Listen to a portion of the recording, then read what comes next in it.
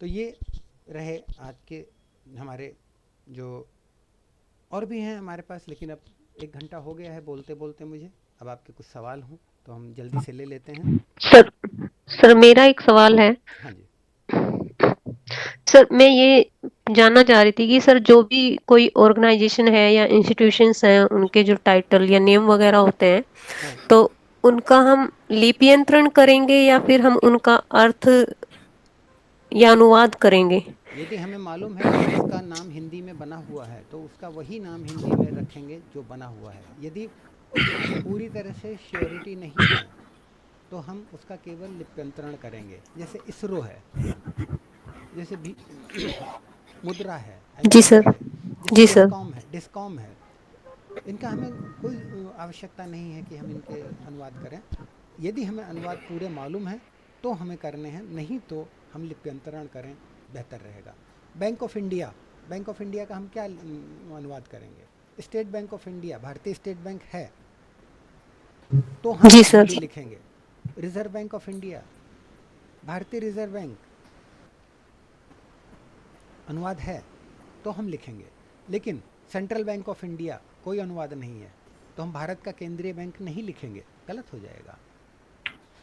यही जी सर। छोटी छोटी चीज़ें हैं जो हमको ध्यान में रखनी होती हैं। चरण स्पर्श सर। सर मेरा दूसरा क्वेश्चन ये था सर, ये एक भावानुवाद होता है और दूसरा हमारा शब्दानुवाद। तो इसमें कई बारी हमें अगर कोई सेंटेंस है और उसको हम शब्दानुवाद में कर रहे हैं लेकिन वहां हमारा भावानुवाद भी जा रहा है, तो मतलब कौन सा हम सेंटेंस ज्यादा इम्पोर्टेंस मिले, भावानुवाद या फिर शब्दानुवाद? नहीं, भावानुवाद और शब्दानुवाद देखो दोनों एक साथ तो चलेंगे नहीं, किसी एक को लेना होगा। अब जिसमें हमारे अर्थ की अभिव्यक्ति, अभिव्यंजना सशक्त हो, हमें वही लेना है। लेकिन भावानुवाद सब जगह नहीं लेना है। अब मैं बताता हूँ, अंग्रेजी में ही बताता हूँ। हमारे एक डायरेक्टर थे प्लानिंग कमीशन में, उन्होंने अपने एक मातहत की रिपोर्ट में लिख दिया कि he is a very nice worker but there is scope, there is some scope for improvement. इस ये नेगेटिव माना गया, there is some scope for improvement, negative माना गया। उस बेचारे की प्रमोशन रुक गई। शब्द में कोई जी प्रॉब्लम सर। नहीं है, भाव उनका बड़ा अच्छा था, लेकिन वहाँ तो भाव यही है कि he is a good worker, बस यहीं पे फुल स्टॉप कर दीजिए। कोई अगर व्यक्ति ईमानदार होगा तो 100% ईमानदार होगा। वो ऐसा नहीं होगा कि 5% ईमानदार है, 65% थोड़ा सा कम ईमानदार है, फिर 35% जी बहुत सर। ज़्यादा ईमानदार है ना। ईमानदार ईमानदार होता है। तो भाव जो अभिव्यक्त हो रहा हो, और संदर्भ क्या है, अगर संदर्भ में भाव प्रधान है तो भाव को प्राथमिकता दीजिए, और अगर शब्द प्रधान है तो शब्द को लीजिए, क्योंकि आजकल शब्द बड़े मारक हो गए हैं।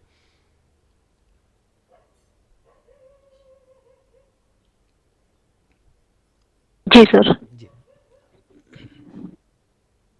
तो ठीक है फिर बैरागी जी।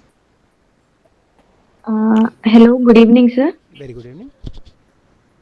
सर सॉरी, मैंने थोड़ा लेट ज्वाइन किया है। सो मेरा क्वेश्चन ये है कि जैसे अगर हम एसएससी जेएचटी हुआ या फिर जो विभिन्न जो डिपार्टमेंट्स हैं जो निकालते हैं हमारे ट्रांसलेटर के एग्जाम्स, उसमें जो अनुवाद आता है अगर वो टेक्निकल स्पेसिफिक होता है तो हम उसकी तैयारी कैसे कर सकते हैं?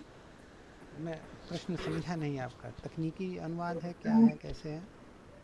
तकनीकी अनुवाद को हम किस तरीके से अच्छे इसमें तैयारी कर सकते हैं? जैसे अगर कोई जनरल टॉपिक होता है, प्रदूषण की समस्या या फिर कुछ भी जो आजकल टॉपिक जो नॉर्मल चलता है, हम्म, उसमें हम थोड़ा इजी सहज महसूस करते हैं कि हाँ हम कर सकते हैं। ये जैसे टेक्निकल टर्म्स आ जाते हैं और वो हमसे नहीं बन पा रहे हैं, तो हम उसका कैसे अच्छा अनुवाद कर सकते हैं? नहीं, उसमें उसमें सबसे पहली चीज़ तो समझने की ये है कि अगर विषय का आपको थोड़ा बहुत ज्ञान है तो उसके हाँ आधार जी पर जी। आप कर सकते हैं। यदि विषय का बिल्कुल भी ज्ञान नहीं है तो निश्चित रूप से अगर आप फ्रीलांसर हैं तो उस अनुवाद को हाथ मत लगाइए। अगर आप ओके। कहीं एग्ज़ाम के लिए तैयारी कर रहे हैं तो उन तकनीकी शब्दों का सीधा सा तरीका यही है कि तकनीकी शब्दों को बहुत अनुवाद मत कीजिए, उनको लिप्यंतरण कीजिए। जी सर। बावजूद इसके ऐसे शब्दों का प्रयोग कीजिए कि जो थोड़ा सा भाव और थोड़ा सा जो वहाँ अभिव्यक्ति है उसकी अभिव्यंजना जो आप अपने शब्दों में कर रहे हैं वह हाँ अर्थ जी। को संप्रेषित करती हो, अर्थबोध कराती हो।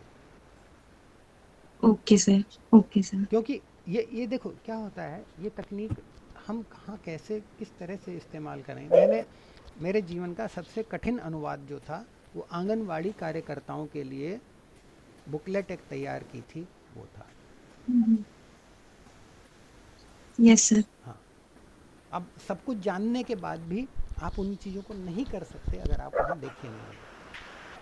तो उसके लिए अब उसके लिए भी देखिए, मैंने अपने डायरेक्टर, क्योंकि मैं सर्विस में था, मैंने अपने डायरेक्टर साहब को कहा कि साहब ये तो ऐसी ऐसी चीज़ है, और ये उन्होंने तुरंत चिट्ठी लिखी। बिलिंगडन हॉस्पिटल गया मैं, वहाँ की सिविल सर्जन थी उस समय, उन्होंने मुझे 15 दिन गायनिक की क्लासें अटेंड करने के लिए विशेष अनुमति दी।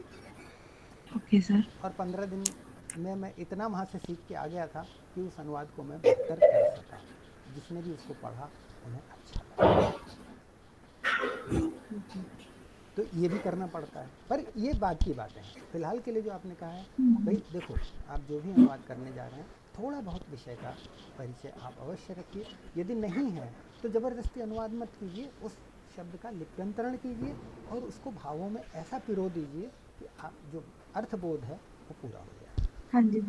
Okay okay sir. Thank you sir. Sir चरण स्पर्श। जी जी सर, मेरा प्रश्न जो आपने एक बिंदु उठाया था कि जो हम अनुवाद करते हैं वो हमारे दैनिक क्रियाकलापों का एक हिस्सा होना चाहिए, मतलब जो हम भाषा दैनिक रूप से बोल रहे हैं या वार्तालाप में जो प्रयोग कर रहे हैं वही हमारे अनुवाद में या लेखन में परिलक्षित होगी।